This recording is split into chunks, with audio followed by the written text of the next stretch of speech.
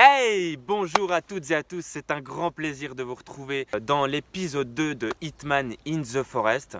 Alors dans cet épisode, je vais vous montrer donc l'avancement, de la continuité donc des projets, notamment en ce qui concerne la gestion de tous les branchages, de rapatrier, trier les grosses branches des petites branches et d'en faire du petit bois pour le chauffage cet hiver. Il y a quelque chose, comme vous le savez dans le premier épisode, on s'est pas mal organisé.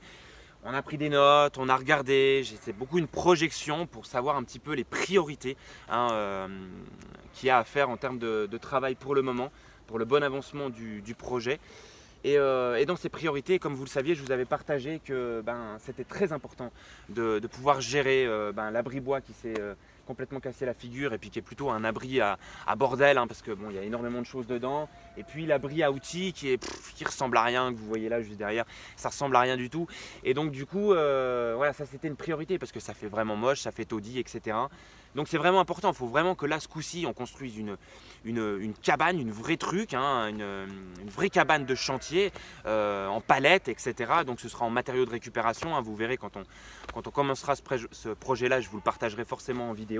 Mais voilà, on a besoin d'une bonne cabane et un bon truc, par exemple sur 3 mètres sur 6 mètres, qui fait à peu près au moins une vingtaine de mètres carrés.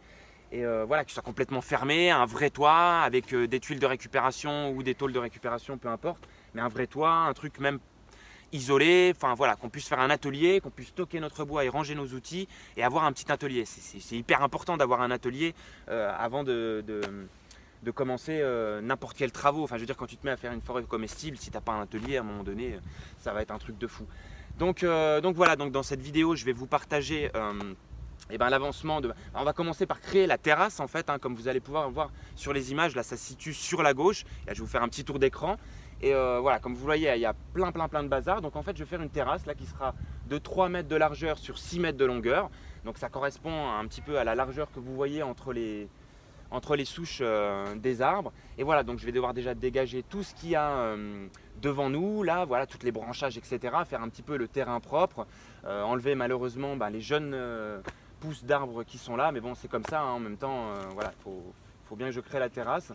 Et voilà, donc après il va falloir faire la pelle, la pioche, la pelle, la pioche, la pelle, la pioche, la pelle, la pioche, un petit peu comme on a fait pour tous les terrassements. Donc je vous garantis que c'est un truc hyper physique, c'est un truc de fou parce que nous on fait aussi, on privilégie, moi notamment, mais aussi l'équipe, on privilégie quand même pas mal les outils plutôt à main, plutôt que d'user toujours du pétrole, de l'électricité, et puis ça fait du bruit, etc. Bien qu'on en est tributaire, mais si on peut faire un maximum, puis moi, on n'est pas Crésus non plus, on n'a pas une mini pelleteuse, juste chez nous, je veux dire, on n'en a pas, donc à un moment donné, faut tout faire à la main, donc ça représente énormément de travail. Donc voilà, dans cet épisode, on va surtout se projeter à mon avis sur le commencement de la création de cette terrasse et puis un petit peu de gestion de bois. Et je vous partagerai aussi, comme je vous l'ai dit dans la vidéo de présentation, s'il y a des anecdotes ou si j'ai des choses à vous transmettre, s'il se passe des choses intéressantes, vous l'aurez retranscrit dans ce deuxième épisode. Avant de passer au boulot, je voulais terminer par une petite conclusion parce que là on vient de racheter avec l'association quelques outils, notamment hier, et j'en tiens à profiter pour remercier Clément qui fait partie de l'association, qui m'a amené hier avec son camion, et donc on a pu amener beaucoup plus de matériel, et notamment les nouveaux outils, etc. Et des couettes mes amis en plus, parce que comme vous le savez dans le premier épisode, il faisait froid les nuits, on était à 8 degrés le matin, donc le sac de couchage ça suffisait pas, et donc du coup là c'est quand même plus cool, on a les couettes et tout et compagnie, c'est super cool. Et on a pu racheter pas mal d'outils comme ce bon Merlin, cette bonne hache que vous avez vue en début de vidéo lorsque j'avais pas compris qu'on était en plein tournage, et une petite hachette, un coupe pour les branches, une petite cisaille pour les branches aussi. Le rachat de pas mal de serre-joints, donc là il y en a 2 parce que j'en ai besoin de 2, mais de pas mal de grands serre-joints en fait, il fallait.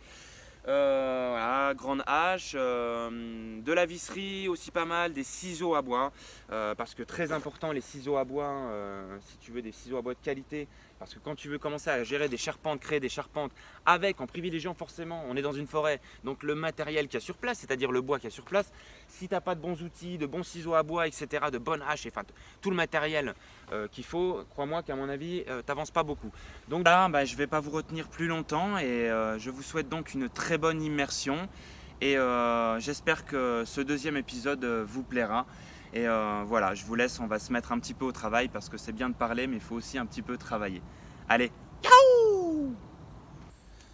Bon, voilà, on met les gants là pour sauvegarder le pouce. Et puis on va commencer à trier toutes ces branchages là.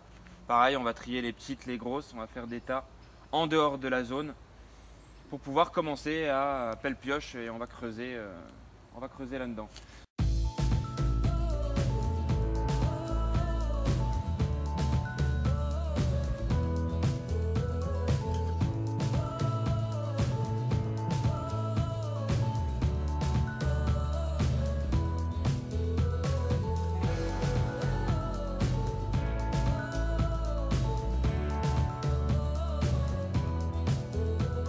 Alors voilà, j'ai enlevé tous les branchages, j'ai trié tout ça et maintenant je suis en train d'enlever petit à petit donc toute la zone d'humus pour arriver à la terre sur tout le rectangle en fait où je veux créer la terrasse, pour que j'y voie plus clair déjà et puis que je tape pas dans l'humus et puis comme ça je descends l'humus tout en bas, hein, comme ça je vais le descendre tout en bas depuis là-haut comme on voit là et puis après je vais le réserver et je le garderai pour faire des couvertures de zones de potager pour couvrir le sol, amender ou voilà.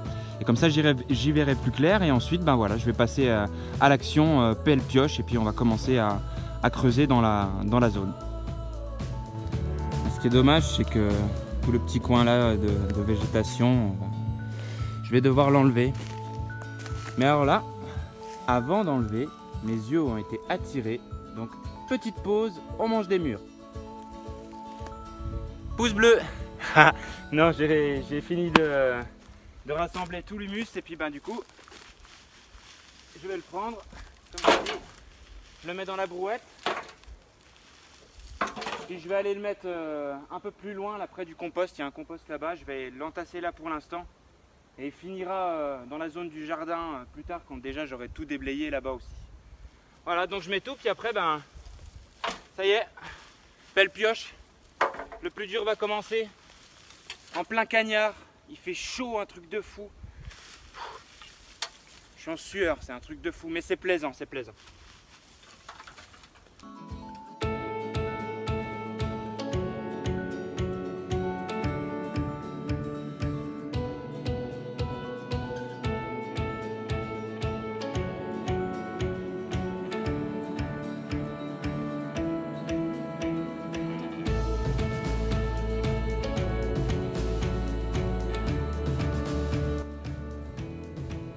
Une fois le chantier préparé, on va pouvoir commencer enfin à creuser pelle-pioche.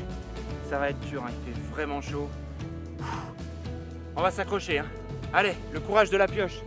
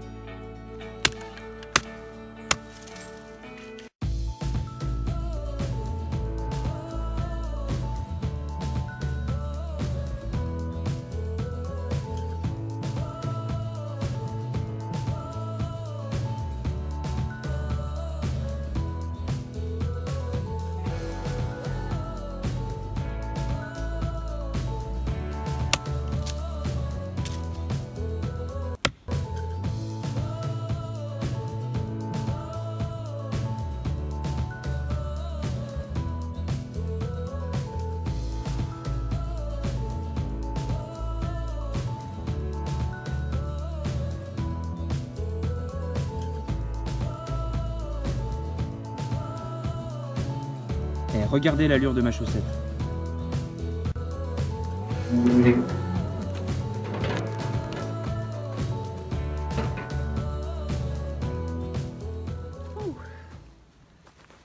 Bon bah voilà, alors là, je suis toujours en train de décaisser, donc j'en ai décaissé déjà pas mal là. Mais maintenant je me retrouve avec beaucoup de terre forcément pour creuser, je sais même pas combien il y a de mètres, il y aura même plus de 2 mètres. Il y aura plus de 2 mètres. Donc du coup ça va faire plein de terre, donc du coup là je suis déjà en train d'en ramener énormément. Là comme vous voyez, il y a un tas au bord, là presque au bord, et un autre tas là-haut. Et du coup ben, je vais les mettre dans la brouette, je vais commencer déjà à charger là. Ça va me permettre d'alterner un petit peu parce qu'il faut faire une pause hein, quand même. Hein. La pelle, la pioche, c'est quand même quelque chose. Donc du coup bah là je vais faire que de la pelle, je vais mettre la terre et puis je vais aller faire un gros tas au fond du terrain là-bas. Et voilà, comme ça je garderai la terre.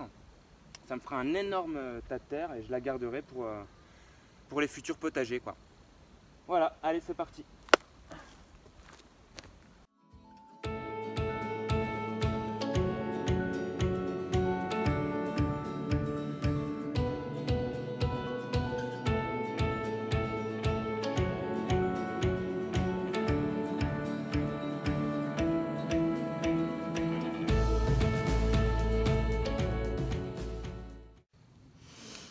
Je vous emmène avec moi pour un instant régénération. Je mets mon t-shirt Régénère. Je suis dans un lieu de la régénération. Je suis muni d'un couteau de la régénération de chez Régénérescence. Je suis également muni d'une belle mangue qui favorise la régénération. Et là, je passe à table et je prends ma santé en main.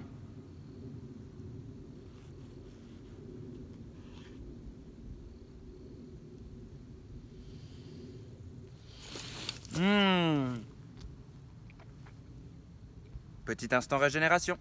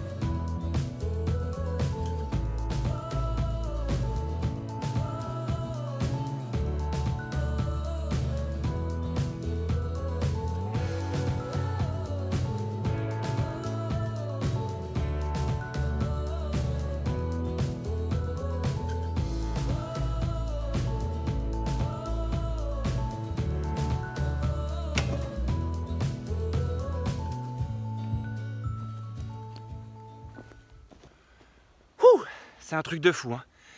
Faire de la pelle et de la pioche toute la journée en plein soleil, franchement c'est chaud. C'est chaud, t'as chaud, tu sues, t'es crade. Et à l'heure actuelle, tu dois te demander comment je compte me laver quand même. Ben ouais, en fait là ça fait 3 mois que je me suis pas lavé et c'est vrai qu'il faudrait peut-être j'y pense. Non, je déconne. Bien sûr, j'ai pris ma douche hier, je suis un peu crade. Et voilà, tu te poses sûrement la question, comment je fais mes douches en ce moment?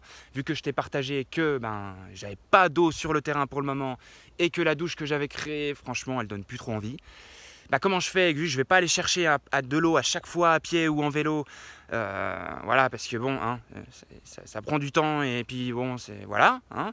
Donc je vais à la rivière. J'ai la chance, j'ai une petite rivière en bas et donc je vais me laver à la rivière. T'inquiète pas, je vais pas rester tout crade. Hein, si tu te croyais que j'étais un ouf de la vie en forêt, tu vois, le mec il sort jamais et tout, il se lave pas et tout, c'est un crade. C'est vrai qu'on imagine souvent comme ça, hein, la vie en forêt, la vie en autonomie, comme si on était des gros crados, comme si voilà, on puait, etc., qu'on vivait n'importe comment. Qu'on était des reculs de la société, des extrémistes, tous les trucs. Non, on n'en est pas là. Donc bien sûr, là, je me suis maquillé hein, pour la vidéo.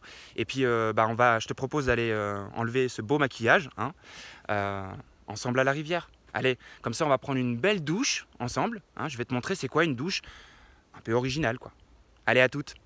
Voilà, alors on se retrouve dans ma salle de bain pour un petit tuto comment prendre une douche naturelle. Donc, il faut vous munir d'un savon bio. Alors celui-là est à la carotte, vous prenez le parfum que vous voulez. Et puis, eh ben, je vais vous montrer la technique 3 en 1. C'est une technique 3 en 1 pour la santé aussi également. C'est-à-dire que là, grâce à cette eau de rivière qui coule naturellement dans les Vosges où je suis, en me lavant, en m'immergeant de l'eau, je vais à la fois me laver toute la poussière et la terre que j'ai partout et me laver le corps en extérieur, mais également en intérieur. Donc du coup, 2 en 1 déjà. Et le troisième, c'est vu que l'eau est à 12 degrés, qu'elle est dans la rivière, et ben je vais en même temps pratiquer l'hormèse en prenant ma douche et mon bain. C'est génial. Voilà. Donc je répète, il vous faut juste un endroit en rivière, un petit savon bio, savon d'Alep carotte, et voilà. Et après, ben, on prend son eau à 12 degrés, hop, on s'en met partout sur le corps, hop. D'abord on se rince, hein, on se mouille bien partout, hop, le corps, les aisselles, hop, les épaules. On enlève le plus gros de la terre, hop.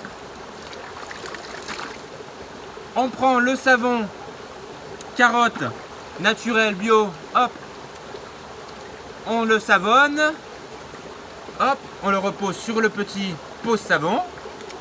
Et là, on se lave les aisselles, tout bien, hop, le visage.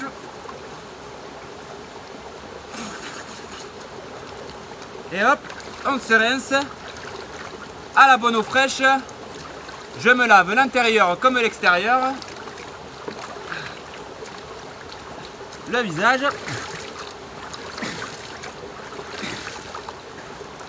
Et on reprend du savon. Hein. On frotte jusqu'à que ça mousse. Hop. Et on se frotte le corps. On se frotte bibi. Oh, c'est bon. Hop là. On se frotte les parties. Hop. On se frotte les jambes. Hop. Et on se rince. Ah!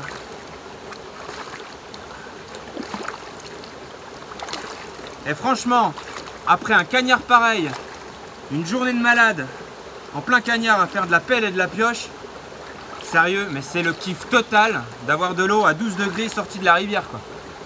Ah, ça rafraîchit, ça fait du bien. Voilà. Et avec ça, on se sent lavé, mais véritablement de A à Z.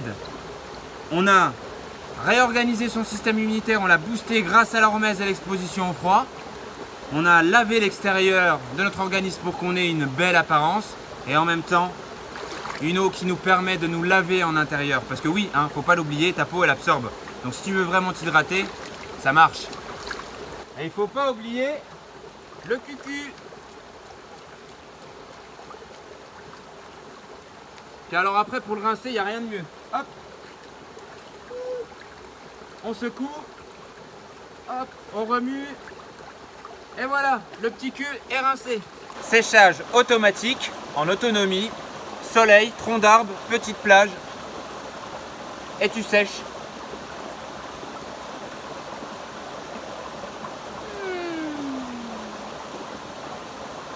Magnifique. Alors franchement, donnez-moi vos avis dans les commentaires si vous avez trouvé super cool ma salle de bain.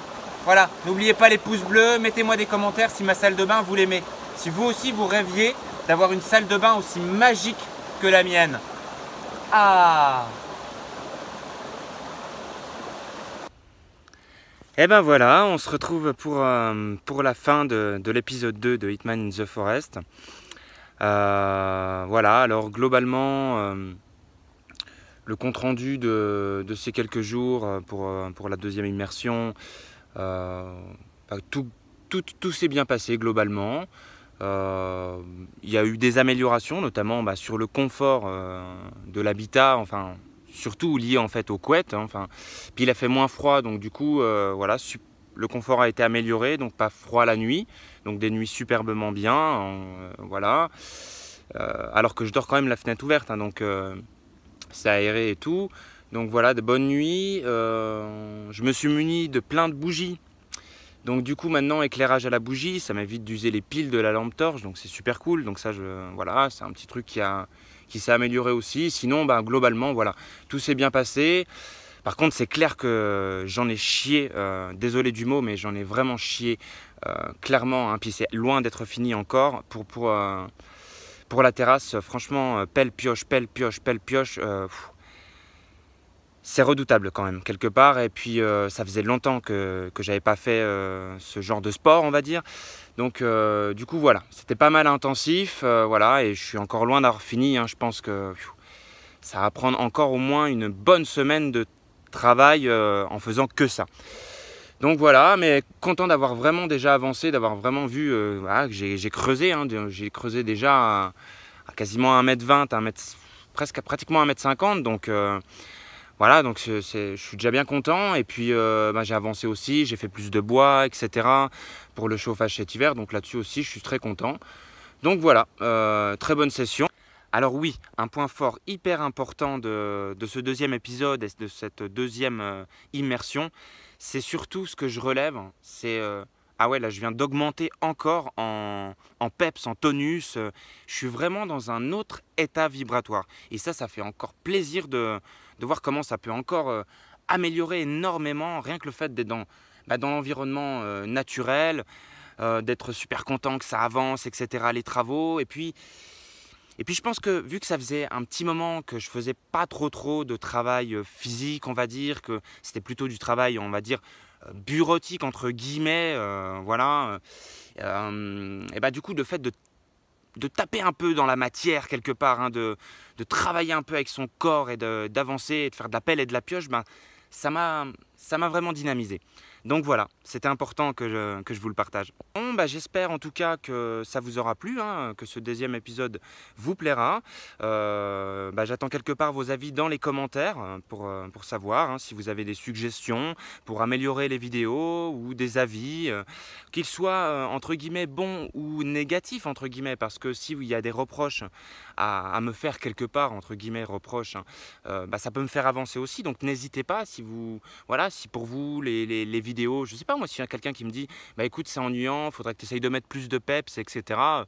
Bon ben voilà, on va essayer de faire mieux, etc. Bon, le son, je sais pas, enfin bon. N'hésitez pas à donner vos avis en tout cas dans les commentaires. Et puis voilà, n'oubliez pas de liker la vidéo, de la partager pour une meilleure visibilité, hein, selon les algorithmes de YouTube et Facebook, etc. Et voilà, bah, je suis très content de vous avoir partagé ce deuxième épisode. Et puis ben, on se retrouvera pour l'aventure Hitman in the Forest dans le troisième épisode. Voilà, et ben écoutez, je vous souhaite vraiment le meilleur en tout et vraiment plein d'amour, de joie et de lumière. Et je vous dis à très bientôt pour de prochaines vidéos. Yahoo! Ah, ça tourne!